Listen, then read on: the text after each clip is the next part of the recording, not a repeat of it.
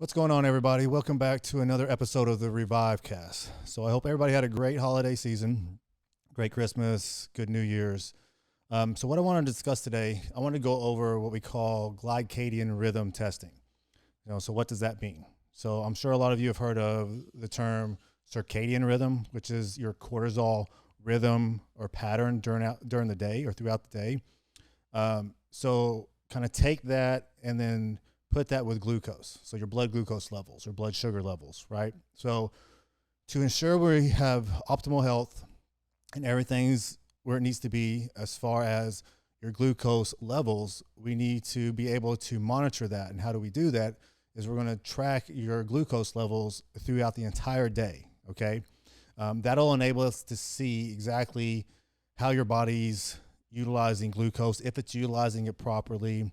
If you have dysregulation, obviously there could be multiple things going on here, right? So first let's talk about blood sugar. So blood sugar is, it's the body's preferred energy source, right? So like when you check your blood sugar levels, typically with a blood glucose monitor, you're gonna prick your finger and then you're gonna take the blood that comes out of your finger, place it on the test strip that's in a glucose monitor, and then it's going to tell you where your blood glucose levels are at that point in time, okay? So the sugar or the glucose is used as an energy source, right? So it plays many roles and functions in the body. Your hunger, your cravings, energy, brain health, mood, stability, your mood stability, weight management, sleep quality, and a lot of other things. And this is why, blood sugar balance is important for everybody. And it's not just something like a diabetic should be tracking, because it can tell us a lot of things and lead us into the right directions or possible root causes of possible health issues you may be dealing with. The main regulator of blood glucose is going to be your insulin, right? So insulin is secreted by the pancreas in response to the glucose or carbohydrates in the bloodstream, or that's entering the bloodstream. Insulin's job is to facilitate the transfer of the sugar or the glucose into the cells, which will bring your blood sugar levels back to normal. And that's also how you're creating ATP, right? So when balanced, the body should be able to handle, glucose and bring down your blood sugar levels within roughly 2 to 3 hours of eating a meal. Now, the size of the meal and the density of the meal, the amount of obviously carbs and calories overall that's in that particular meal will dictate how long it takes for your blood glucose levels to return back to what we call baseline. Now, there could be other reasons that it doesn't return to baseline, and that could be different types of health issues, everything from insulin resistance to inflammation in the cell itself. So there's many reasons for, dysregulation, but what can typically impact your blood sugar levels overall? Cortisol is going to be one. So you're looking at corticotropin releasing hormone.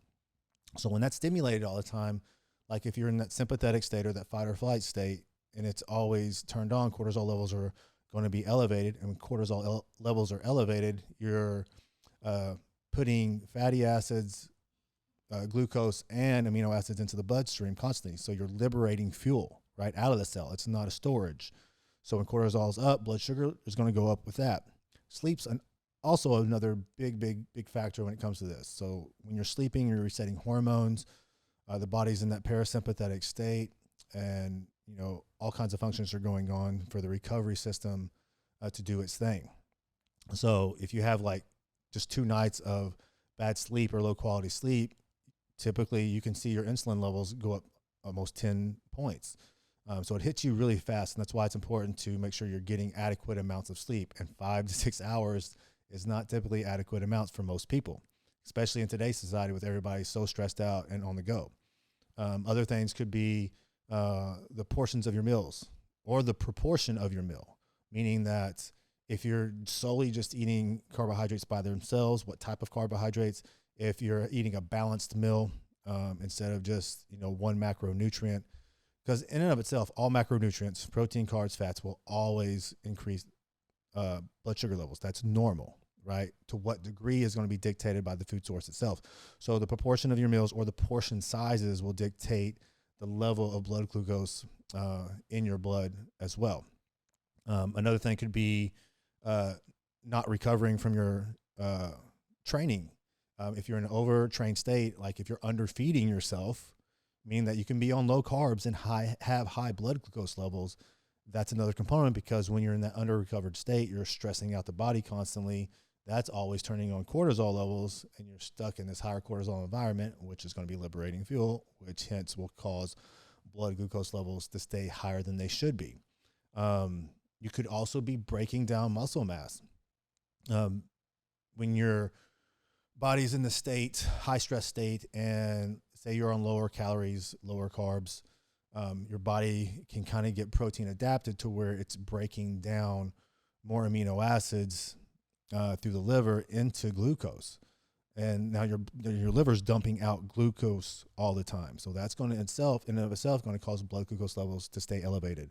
And one of the last things, and it's a big part too, is sex hormones. So typically that's going to be high androgens and or high estrogens. And now when I talk about high androgens, I'm typically not talking about testosterone. I'm talking about androstenedione, androsterone, and iocalanolone. And this typically affects females more than it does males, right? So there's multiple things that can impact your blood sugar levels, right? So that's another reason to also test your glycadian rhythm. Excuse me. So how do we do that? All right. So I want to break this down pretty simple. I don't want to get into like biochemical pathways and all these things. So I just want to keep this simple as to how you can test your blood glucose levels and do this glycadian rhythm test to see where you're at as far as your health is concerned. And then also some takeaways as far as what you can do, some simple low-hanging fruit things to help regulate this if there is an issue. So the easiest thing is it's nice because you can do it at home. All you have to do is go purchase a glucometer, which you can get at Walmart, Rite Aid, Walgreens. You have to make sure that you have the monitor, you have the lancets, which are the little needles that you prick your finger with, and then you need the test strips. Then you need to make sure you have adequate amounts of these. A lot of the popular ones would be like the One Touch Mini, Freestyle, the Contour Easy. They're all pretty decent glucose monitors. Now, on occasion, you may run into ones that the calibration is off, and I've seen that. Also, when it comes to glucose monitors, typically after a year, I tell my clients to replace theirs because the calibration will be thrown off to a degree. Now, these things aren't 100% accurate. There's going to be some percentage of error, but it still gives you a good indicator of where things are at, okay? So once you get the glucometer, what you're going to do is you're going to take your fasted reading. You take your fasted reading, that's your baseline and what should be your baseline. Now, in an optimal healthy environment, we'd like to see that between, mid upper 70s to upper 80s, 90 being the highest point. When we start creeping above that point, now we can start to assume that we're starting to have some blood glucose irregulation, high levels, could constantly be in the bloodstream, which is why we do the glycadian rhythm test, okay? So what you're going to do is you'll test your fasted levels, which means, excuse me, you're going to obviously sleep for hopefully 8 hours or so. You'll wake up, make sure you're hydrated because hydration is very important to make sure you get an accurate reading, because if you're dehydrated, it's going to give you a false reading. It's going to typically show it higher than what it should be. So you'll get up, you'll hydrate yourself with a minimum of 16 ounces of water, wait about 15 minutes or so, and then you'll do your blood test, okay? You do the test, you write down your baseline. Then once you start eating, as soon as you finish like your first meal, you kind of hit your timer, and then I like around 2.5 hours. I mean, a lot of times you'll read that it, measure 2 hours after each meal, but in the reality of the situation, most people aren't eating exactly every 2 hours, so I like to give a little bit of a buffer there. And again, the density of the meal is going to matter as well. So I like to say about every 2.5 hours, up to 3 hours. Just be consistent with it throughout the day. You're going to test after you eat. So you'll do this all day long. The only time you won't do it is typically before you go to bed, because don't wait up and don't get sleep just to take one more measurement. But this will give you a reading of where your levels are.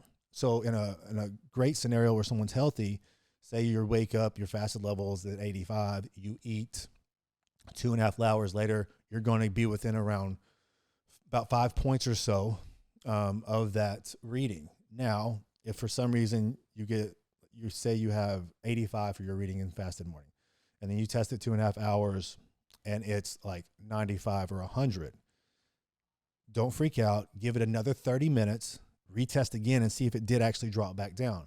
Because again, like I said, the makeup of the meal and the portion size of that meal can make a difference. So again, the denser the meal, the higher the carbs in that meal, the higher the calories. Typically, it's going to take a little bit longer for that glucose level to come down. Now, and it's different for everybody. Everybody has their own genetic predisposition and obviously any health issues they may be dealing with. So we want to do that all day long. We get our rhythm, and then that's going to tell you how well your body is managing your glucose all day long.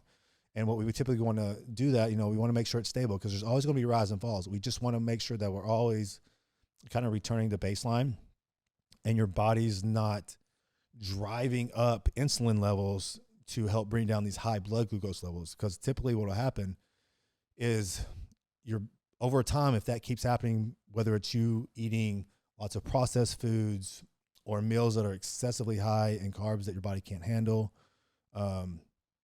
or you just have inflammation in the cell or whatever, if you constantly keep eating that way and you're shooting your blood glucose levels sky high, your pancreas has to secrete even more insulin to bring those levels down. And typically what will happen is they'll come down really fast and really hard.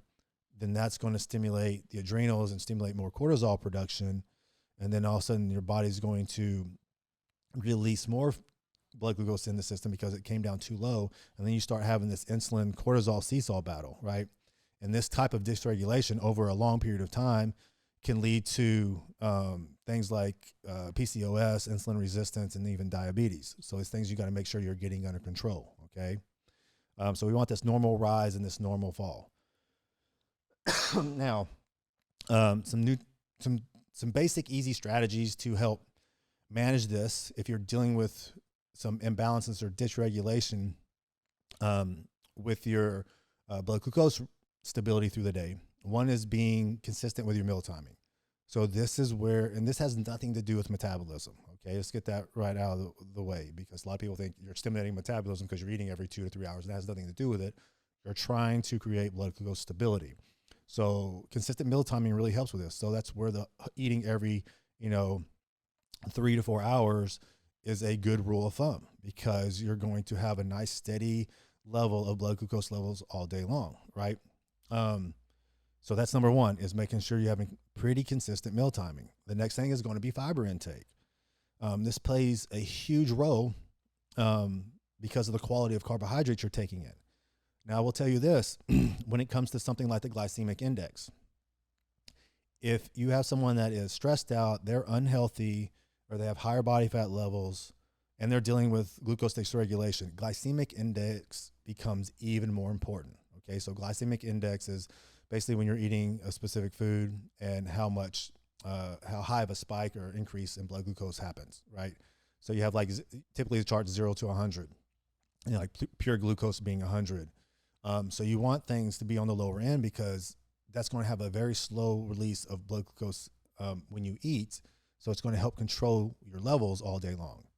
And fiber plays a massive role in that, because it's going to help control that release of blood glucose into the bloodstream, and then insulin coming up to have to bring that down.